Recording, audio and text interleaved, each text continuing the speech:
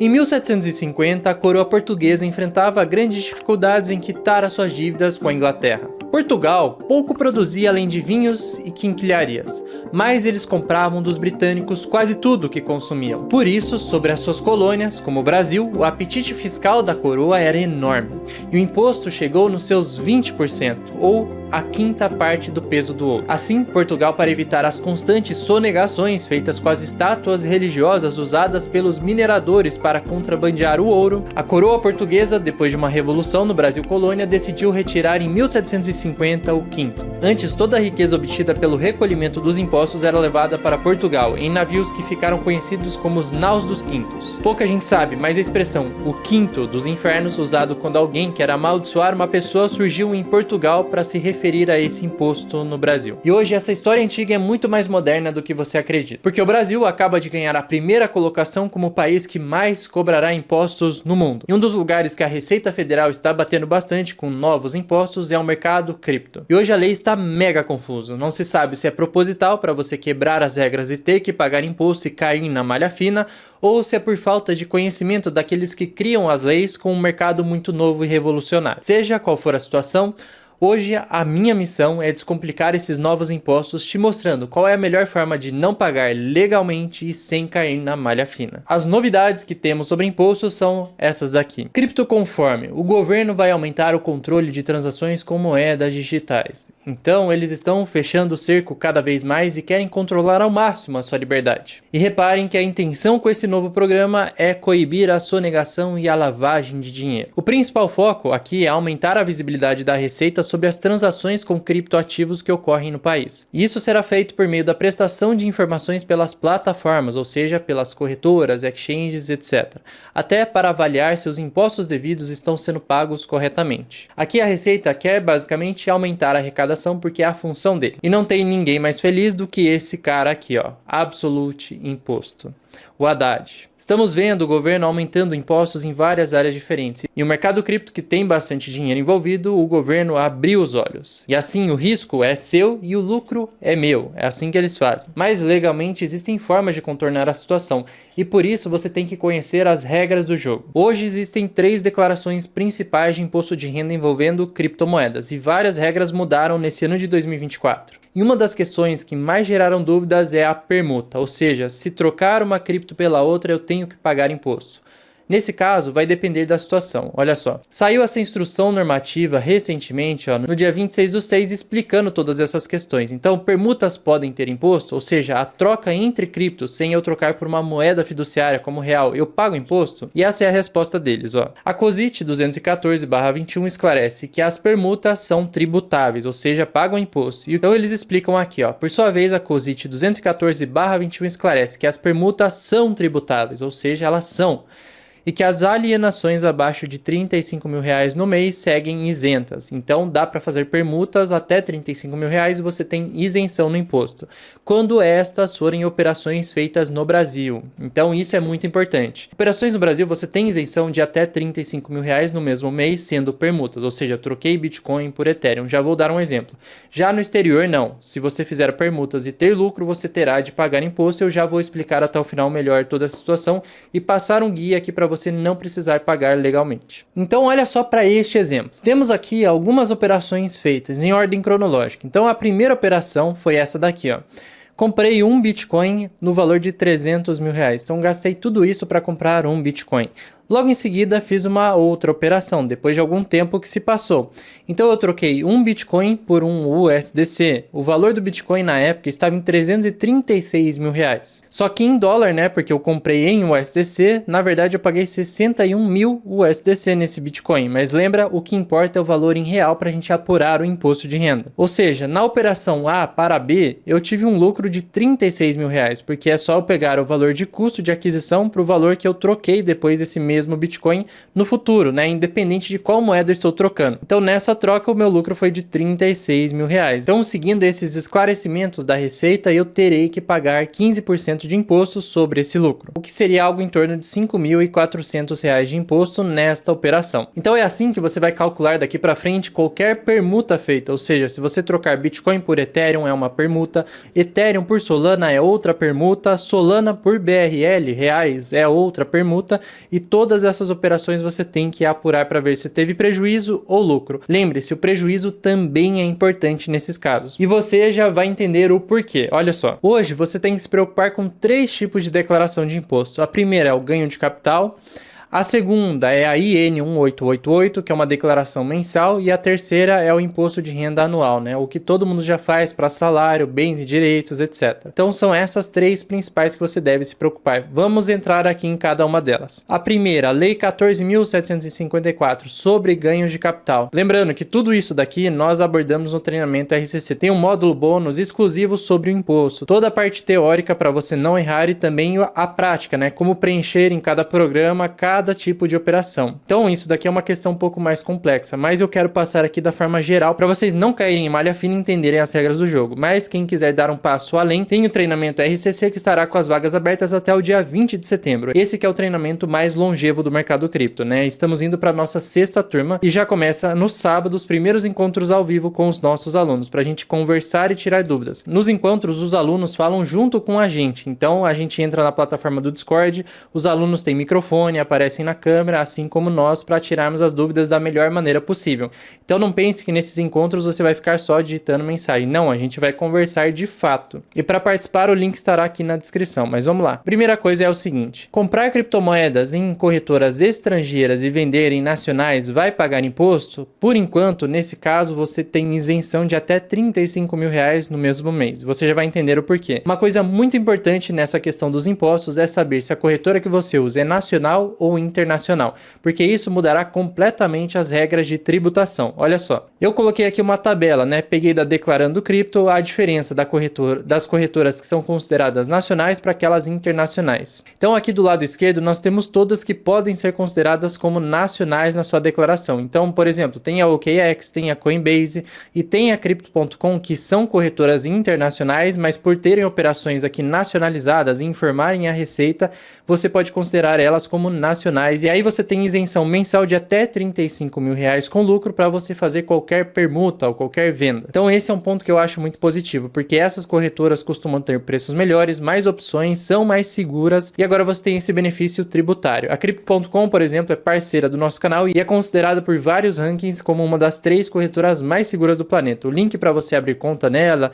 e ganhar alguns bônus estará aqui na descrição usando o cupom duplamente rico. Mas vamos lá. Essas corretoras elas já vão informar a Receita numa questão da Lei IN 1888, começou a valer a partir de 2019, que é para declaração de criptomoedas.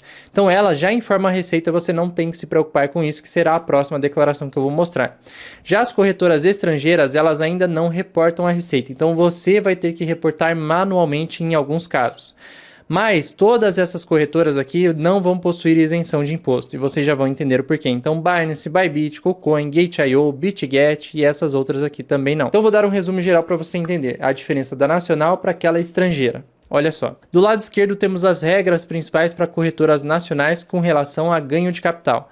Do lado direito temos das corretoras internacionais ou estrangeiras. Então olha só, nas nacionais, primeiro ponto, elas possuem isenção de até 35 mil reais em alienação no mês. Ou seja, dentro de um único mês você pode fazer permutas com lucro chegando a até 35 mil reais. Você não pode passar desse valor, senão você tem que pagar 15% de imposto sobre todo o lucro da operação, não só daquilo que passar dos 35 mil reais. Então você tem que ficar muito atento a permutas que você faz. Por exemplo, eu troquei 20 mil reais em USDT. Depois eu troquei esses 20 mil reais de USDT em Bitcoin. E aí eu troquei novamente esses Bitcoins para real. Então reparem que no volume, no mesmo mês, eu passei de 60 mil reais. Se eu tiver lucro nessa operação, eu terei que pagar 15% de imposto sobre o lucro. Então por mês, sempre fique atento a essa questão aqui, ó. Passei dos 35 mil reais ou não. Sempre tente regular isso daqui. Segunda questão aqui, ó. Vendas acima de 35 mil reais estão sujeitas a uma tributação de 15% sobre o lucro e você tem que preencher isso no programa do GCAP. Então se você passar dos 35 mil reais com lucro, você tem que pagar 15% de imposto sobre esse lucro. E você vai fazer isso pagando pagando uma DARF através do programa do GCAP. E Eric, qual que é o prazo para isso? O seu prazo para pagar essa DARF é até o último dia do mês seguinte. Então esse GCAP tem que ser feito mensalmente, tá? Não é anualmente. Isso daqui já pega muita gente que tem que pagar multa depois e às vezes cai na malha fina por causa disso também. Então presta atenção nisso. Terceiro ponto, no caso das corretoras nacionais não existe compensação de prejuízo anual, apenas mensal. Então, por exemplo, se no mesmo mês eu tive lucro em algumas operações, digamos que um lucro de 20 mil reais, e neste mesmo mês eu tive prejuízo com outras operações de cripto de 20 mil reais, eu posso abater o imposto. Nesse caso ficaria zerado. Fechou? Essas são as regras da nacional. Agora internacional, primeira coisa, vendas acima de qualquer valor com lucro estão sujeitas à tributação sobre o lucro. Então você tem que pagar os 15% independente do valor que você venda com lucro. Então lembra daquela questão sobre permuta, né? Qualquer troca que você faça em cripto é considerado venda. Segundo ponto, existe compensação de prejuízo. Por isso a soma geral do lucro e prejuízo é utilizado para calcular o imposto de 15% anualmente. Nesse caso aqui não é mensal, então é anual. Então você tem que ter um controle anual de todas as operações que você faz. Em algumas você tem prejuízo, na outras você tem lucro. Então você vai somar tudo isso durante o período de um ano, aí depois você pagará o imposto, tá? Não antes disso, porque senão você pagará mais imposto do que deveria. Terceira questão aqui, ó, compensação intraclasse de ativos no exterior. Como o cripto hoje é considerado investimento no exterior, nessas corretoras internacionais, você segue a regra de investimento no exterior. Então você pode compensar o prejuízo com outras classes de ativos, como por exemplo o S&P 500. Então imagine que no ano eu tenho um prejuízo de 50 mil reais no S&P 500. E lembra que o prejuízo só consta quando você faz uma venda, não quando você está com prejuízo e segurando aquele ativo. E aí nesse caso é outra questão, tá? Eu estou falando aqui de ganho de capital. Então prejuízo de 50 mil.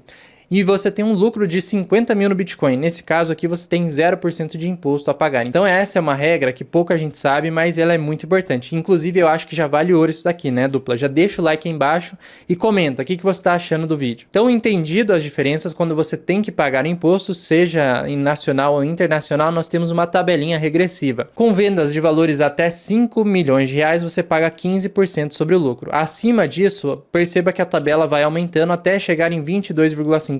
Então aqui, valores acima de 30 milhões de reais com lucro, você paga 22,5%. No geral, a maior parte das pessoas vai se enquadrar nessa questão aqui dos 15%. Então qual que é o ensinamento aqui? É crucial manter registros precisos de todas as transações, incluindo compras, vendas e trocas. Então, independente de qual corretora, se é nacional ou internacional, você tem que ter isso daqui muito bem registrado. Agora vamos para o segundo tipo de declaração, que é a IN 1888, que passou a valer a partir de 2019. Olha, essa é uma norma que obriga todas as corretoras nacionais de criptomoedas a informar à Receita Federal as operações com criptoativos realizados por seus clientes. Então, as corretoras que são nacionais, elas já informam a Receita e você não precisa se preocupar com isso. Já as internacionais, você tem que fazer manualmente. E quando que você é obrigado a fazer? Sempre que o investidor movimentar mais de 30 mil reais em um único mês, ou seja, no mesmo mês movimentou mais de 30 mil reais, em corretoras estrangeiras ou fora de corretoras, por exemplo, no DeFi, em corretoras descentralizadas, você precisa preencher mensalmente a declaração sobre operação realizada com criptoativos. Então existe um site para você fazer todo o preenchimento manual, isso a gente ensina tudo dentro do treinamento, eu não vou entrar aqui de forma tão aprofundada, mas pesquise sobre isso daqui porque é no programa ECAC que você vai preencher se precisar e ser obrigatório a fazer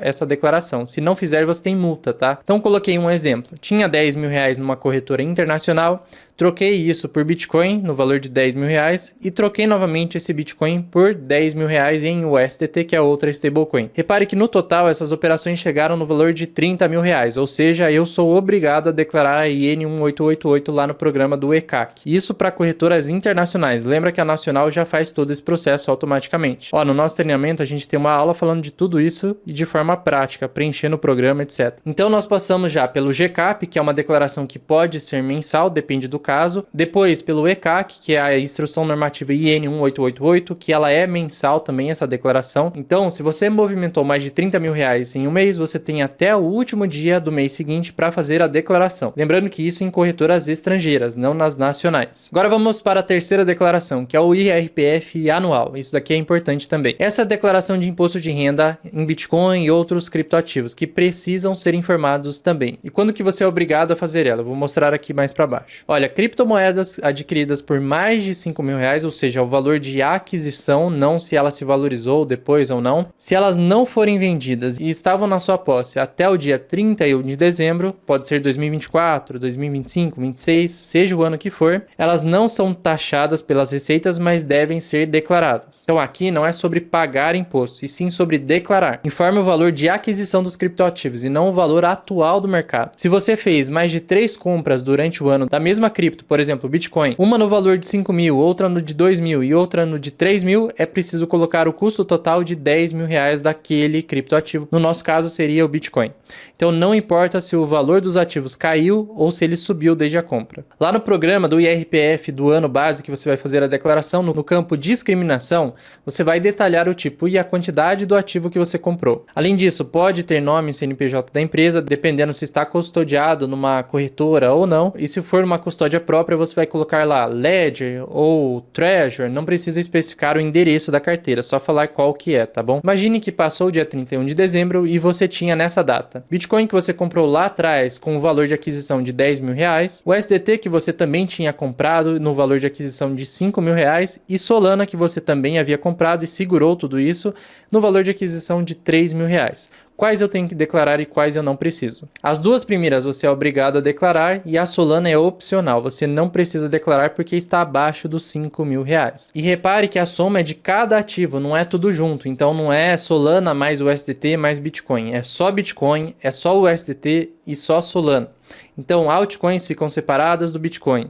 Bitcoin fica separado da stablecoin. Então, é só quando você atinge R$ 5.000 naquele mesmo ativo que aí sim você é obrigado a declarar. Olha, coloquei outro exemplo aqui. Imagine que você era inocente, né? E no dia 30 de dezembro você decidiu vender os seus R$ 10.000 em Ethereum. Passou o dia 31 de dezembro, virou o ano, dia 1 de janeiro, você recompra esses R$ 10.000 em Ethereum. Nesse caso, como você é muito esperto, não precisará declarar nos bens e direitos, a não ser que você tenha lucro na operação ou algo do tipo. Mas aqui você não é obrigado porque não segurou no dia 31 de dezembro, você vendeu antes disso. Pega essa sacada também que vale ouro, vale o seu like, vale compartilhar esse vídeo com aquele amigo seu que está investindo em cripto e não sabe sobre isso. Sobre a declaração, passo a passo e mais coisas relacionadas ao IRPF anual, também tem tudo lá dentro do treinamento RCC. Mas se você também teve lucro na operação, você vai importar todos os dados do GCAP para o programa da Receita Federal do IRPF, o ano base que você está declarando. Porque assim, eles já sabem que você teve vendas com lucro, já pagou o imposto e não deve nada para a Receita. Ou que você teve vendas com lucro e não atingiu a cota mínima e também não deve nada para a Receita. Agora um ponto de atenção que ninguém fala é com relação a corretoras internacionais ou investimento no exterior. Qualquer movimentação que você faça em corretoras internacionais, independente do valor, vai gerar a obrigação de declarar as criptomoedas. Então se você fizer qualquer movimentação numa corretora do exterior, você já é obrigado a declarar no imposto de renda. Aí nesse caso você esquece aquela questão de ter pelo menos R$ 5.000 em uma criptomoeda. Fechou? Isso daqui é mega importante também. Olha, na minha opinião, quem quer morar no Brasil e usufruir do resultado de cripto, ou seja, dos lucros enormes que nós teremos com esse mercado, é importante fazer a declaração para você dormir tranquilo, não ficar preocupado de cair em malha fina, porque inclusive se você estiver na malha fina e não resolver o problema, você fica impedido de tirar passaporte, de passar em concurso público, tem várias questões prejudiciais com relação a isso. Então eu prefiro seguir as regras do jogo e dormir tranquilo, mas deixa aí sua opinião, o que você acha? Declarar ou não declarar? Agora lembrando você que as vagas para o RCC vão ficar abertas até o dia 20, porque no sábado já começamos o primeiro encontro com os alunos de mentoria. E depois são 7 semanas tendo encontros todas as semanas. No total são 45 horas de carga horária, porque temos conteúdos gravados. Isso somado às 2 lives por semana que fazemos com os alunos, tirar dúvidas e também de atualização do mercado, aí fechamos em torno de 45 horas o treinamento. Ele tem começo, meio e fim, então por isso que são 7 semanas, mas você fica com acesso ao treinamento por 12 meses. Então as próximas lives que faremos, novas aulas que vamos gravar,